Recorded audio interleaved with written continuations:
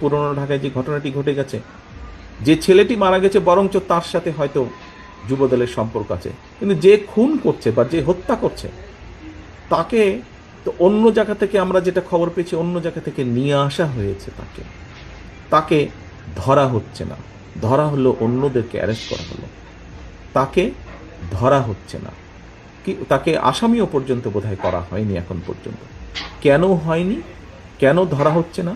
আমাদের পক্ষ থেকে তো একবারও বলা হয়নি যে তমুককে ধরা যাবে না, অমুককে ধরা যাবে, একবারও তো এই কথাটি বলা হয়নি। আমরা বরাবর বলে দিচ্ছি, একটু আগে যেটি আপনাদের সামনে বলেছি, বরাবর আমরা বলেছি অন্যায়কারী আইনের দৃষ্টিতে তার বিচার হবে। দলের সাথে তার কি সম্পর্ক কিচ্ছু যায় আসে না তাতে, তাকে দল কোনো রকম প্রশ্রয় দিবে না। কেউ যদি কোনো অন্যায় করে থাকে, তাহলে প্রশাসন ধরছে না কেন তাকে?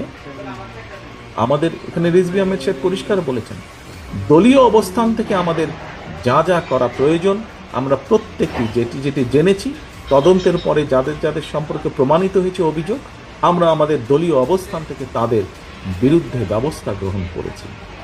আইন শৃঙ্খলা বাহিনী কেন তাহলে বসে আছেন? আইন শৃঙ্খলা বাহিনীকে চালায় কে?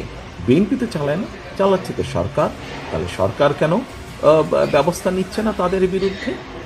সেটি দলেরই হোক বা সেটি অন্য কোনো লোকই হোক, কেন ব্যবস্থা নিচ্ছে না?